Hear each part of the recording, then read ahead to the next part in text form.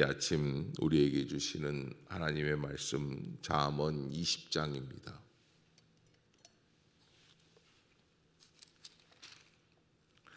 예, 20장 한 절씩 교독하겠습니다. 포도주는 거만하게 하는 것이요 독주는 떠들게 하는 것이라. 이에 미혹되는 자마다 지혜가 없느니라.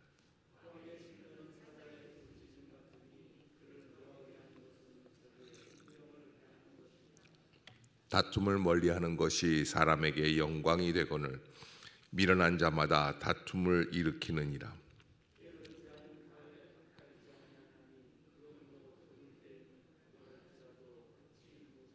사람의 마음에 있는 무략은 깊은 물 같으니라.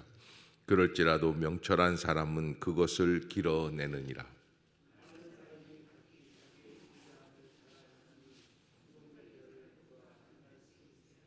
온전하게 행하는 자가 의인이라. 그의 후손에게 복이 있느니라.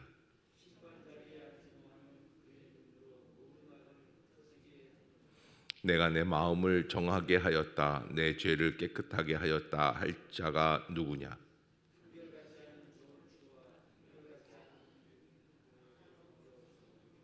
비록 아이라도 자기의 동작으로 자기의 품행이 청결한 여부와 정직한 여부를 나타내느니라.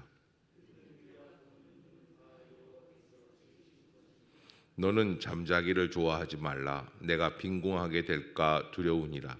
내 눈을 뜨라. 그리하면 양식이 족하리라.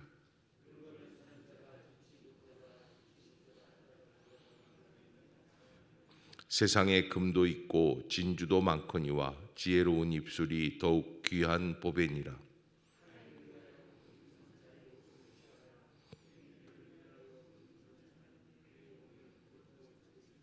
속이고 취한 음식물은 사람에게 맛이 좋은 듯하나 후에는 그의 입에 모래가 가득하게 되리라.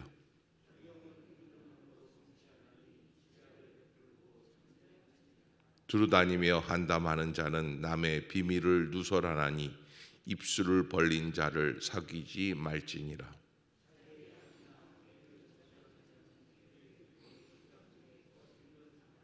처음에 속히 잡은 산업은 마침내 복이 되지 아니하느니라.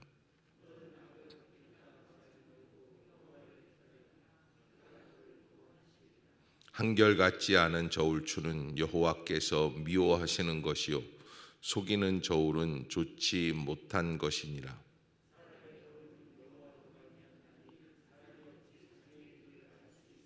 함부로 이 물건은 거룩하다 하여 서원하고 그 후에 살피면 그것이 사람에게 덫이 되느니라.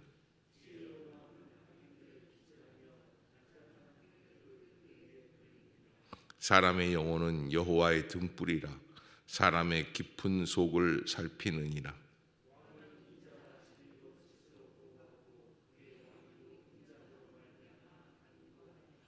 젊은 자의 영화는 그의 힘이요 늙은 자의 아름다움은 백발이니라.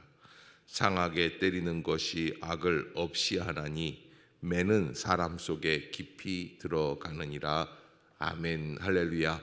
이 아침 죄전을 찾으신 여러분들에게 하나님의 은혜와 평강이 함께 하시기를 축복합니다. 오늘 잠언 20장 현재를 살아가고 있는 우리들에게 지혜를 적용한다는 것은 어떤 삶인가라고 하는 것인데요. 이 지혜를 어떻게 해야 우리가 우리의 삶에서 표현하면서 적용하면서 살아갈 수 있을까? 대체적으로 사람들은 지혜를 추구하기보다는 이렇게 얘기를 하죠. 어떻게 해야 남는 장사를 하는가? 그러니까 물질에 좀 더 많은 그 물질을 얻기 위함이 우리의 인생의 목표가 될 수 있습니다. 잠시도 안 쉬는 분들이 있어요.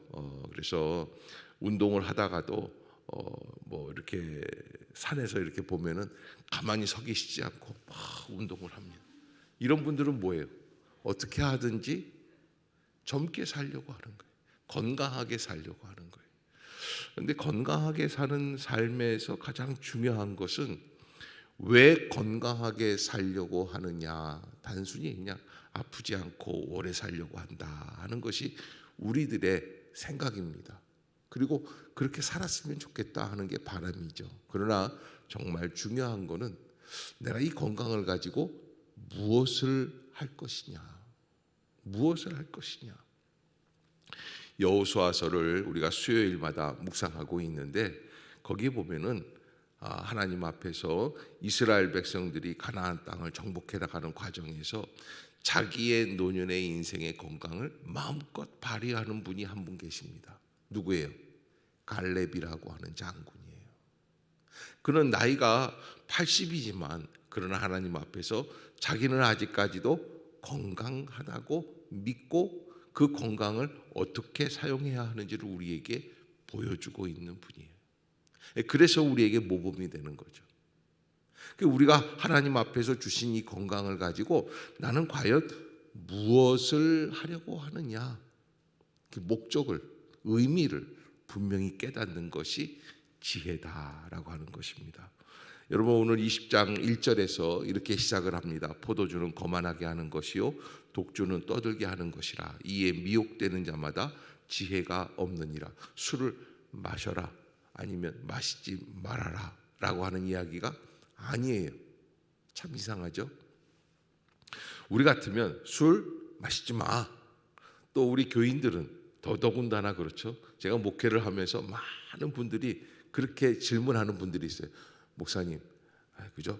맥주 한 잔 정도는 괜찮잖아요. 아니, 어떤 분은 묻지도 않고 그냥 지난번에 이렇게 마셨는데 뭐 이렇게 말씀하시는 분들도 있어요. 목사 앞에서 그렇게 하는 이유를 어떻게 생각하십니까?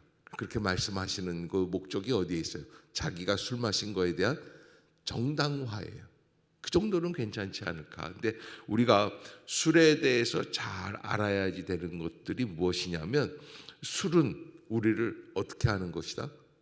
여기 오늘 본문에 미혹하게 하는 것이다. 미혹하게 하는 것. 우리의 인생을 미혹하게 하는 존재들이 있죠. 누구입니까? 사단. 그러니까 술은 다른 말로 표현하면 사단의 도구가 될 수 있다. 이 사회에는 술에 대해서 굉장히 관대할 때가 있습니다. 심지어 죄를 저지르고 범죄를 행할지라도 술에 만취가 된 상태면 그 죄가 희석이 될 때가 있어요. 그래서 심신미약이다 뭐 이런 이상한 말로 해가지고 범죄를 정당화시킬 때도 있습니다. 그러나 하나님께서는 우리에게 분명히 이 지혜를 통해서 알려주시는데 술이라는 것, 포도주라는 것, 독주라는 것 우리를 어떻게 하는 것이다? 미혹하게 하는 존재다라고 하는 것입니다. 더 나아가서 우리가 이 지혜를 갖고 있다면 2절에 보면 왕의 진노는 사자의 부르짖음 같으니 그를 노하게 하는 것은 자기의 생명을 해하는 것이다. 그래서 권력자를 진노하게 하는 것, 이것이 얼마나 안 좋은지를 알려주고 있는 것이죠. 3절에 보면 그래서 우리에게 이렇게 살라는 거예요. 3절 시작. 다툼을 멀리하는 것이 사람에게 영광이거늘 미련한 자마다 다툼을 일으키느니라. 아멘. 여러분 우리의 삶 속에서 우리의 삶의 가장 중요한 왕은 누구십니까? 바로 여호와 하나님이시죠. 하나님께서 진노하실 만한 그리고 하나님을 노하게 하는 일들이 뭐가 있을까 하는 것을 우리가 생각해 볼 필요가 있다는 거예요. 하나님이 원하시는 삶은 무엇인가? 하나님께서 기뻐하시는 삶은 무엇인가를 한 번 더 거꾸로 추적해 볼 필요가 있는 것이죠. 내가 옳다는 삶이 아니라 하나님이 과연 뭘 기뻐하실까라고 하는 것을 생각해 봐야지 돼요. 여러분 제가 술 마시는 거에 대해서 저는 이렇게 생각을 합니다. 목사에게 한번 대입을 한번 해보십시오. 그래서 어떻게 하는 거 무슨 말씀이세요? 그러면 목사가 뭐 포도주나 독주나 소주나 한 잔 쫙 마신다. 그러면 용납하시겠어요? 그러면 그거는 안 되죠. 제가 안 되면 여러분도 안 되는 겁니다. 여러분 목사를 세워주신 이유가 뭐냐면 모델이에요. 모델. 이렇게 하면 안 된다라는 거예요. 그러기에 우리가 기준을 잡아야지 돼요. 이 정도쯤이야.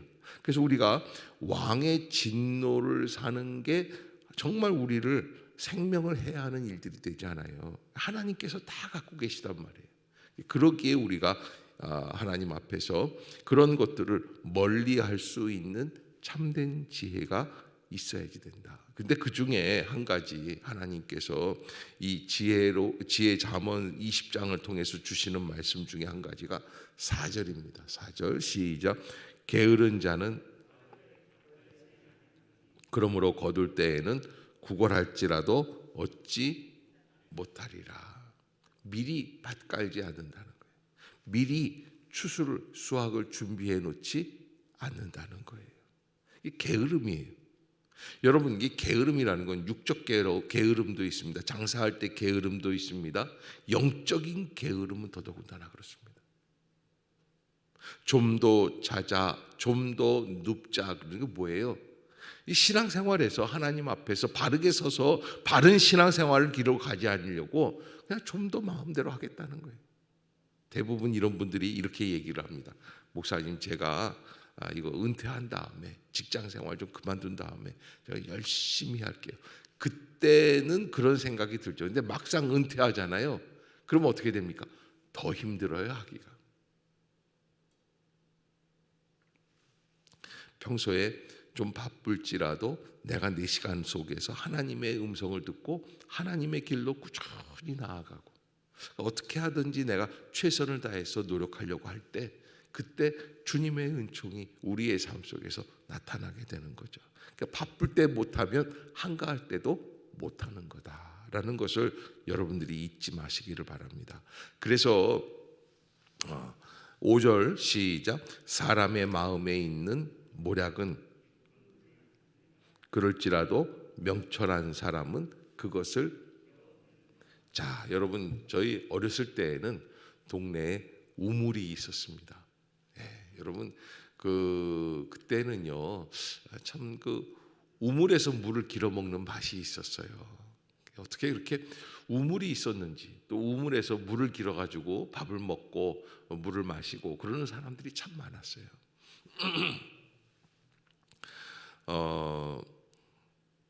이런 게 있어요. 우물에서 물을 기를 때는 뭐가 필요합니까? 두레박이 필요해요. 두레박이 필요한데 깊은 우물이 있습니다. 그러면 어떤 두레박이 필요할까요? 줄이 길어야지 돼요. 얕은 데서 쓰던 두레박 가지고는 어림도 없어요. 그래서 하다가 줄을 떨어뜨리는 사람이 있어요. 인생 종 다친 거예요. 그것만큼 아슬아슬한 게 없어요. 던졌는데 안 닿아요. 여러분, 또 가물면 물이 빠져요. 그래서 두레박을 던지는 줄은 넉넉하게 갖고 있어야지 돼요. 그러기에 우리가 인생을 살아가면서 정말 중요한 것은 깊은 물에서 건져낼 수 있는 지혜. 다른 말로 표현하면 이걸 어떻게 할까요? 깊이 생각하는 거예요. 하나님께 구하는 거예요. 여러분, 쉽게 얻는 것이 지혜라고 생각하지 마세요. 제가 늘 날마다 아침마다 이렇게 한 장씩 나가는데 제가 말씀드리는 요 한 장 한 장 짧은 이 시간의 설교를 가지고 20장을 다 알 수 있다고 생각하지 마시고 저는 여러분들에게 20장의 내용을 잠깐 소개할 뿐입니다. 여러분들이 20장을 가지고 묵상해야지 돼요. 많은 분들이 아침에 출근하면서 목사님의 설교를 들으면서 나갑니다. 이렇게 말씀을 하십니다. 근데 잠깐 짧은 시간 10분, 15분, 20분 듣는다고 그래서 그것이 20장 전체를 다 파악하는 것은 아닙니다. 나에게 주시는 말씀이 더 깊은 자리에 있을 수 있습니다. 그래서 더 깊이 묵상할 수 있도록. 아멘. 여러분, 그렇게 살아낼 수 있기를 주의 이름으로 축복합니다.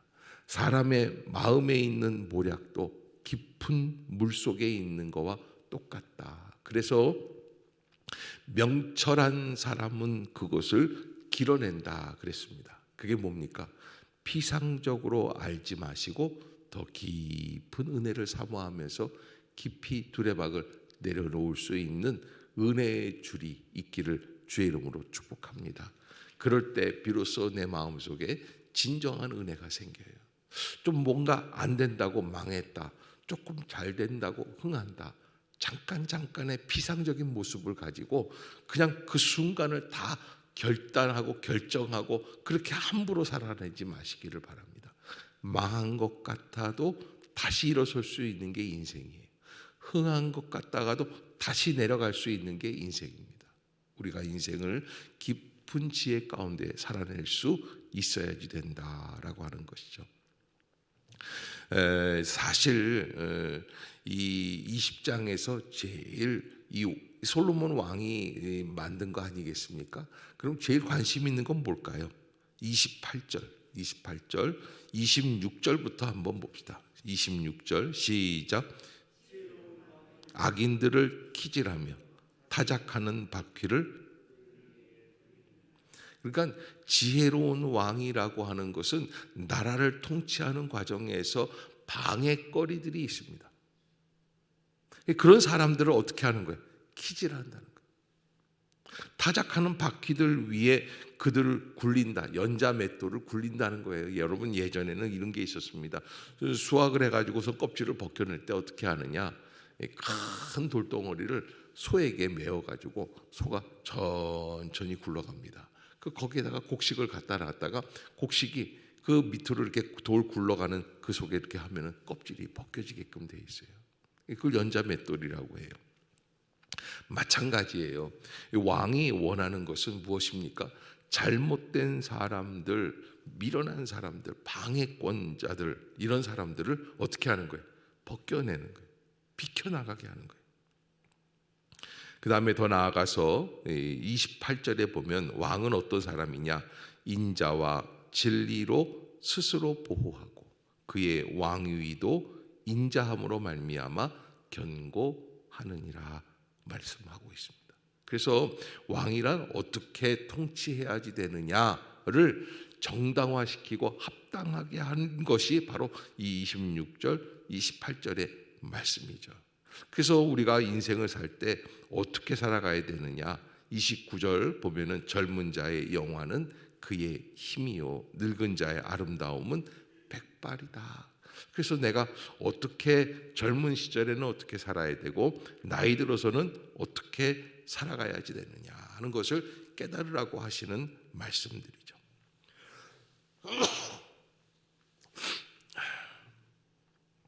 인생은 가만히 있으면 지혜를 가져다 주는 그런 통로가 아닙니다.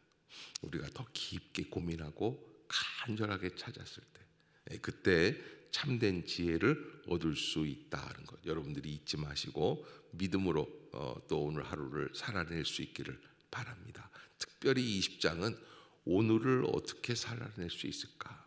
이 시간 현재를 어떻게 살아낼 수 있을까 하는 것 여러분들이 한 번 더 깊이 묵상할 수 있는 아침이 되시기를 주의 이름으로 축복합니다. 기도하겠습니다.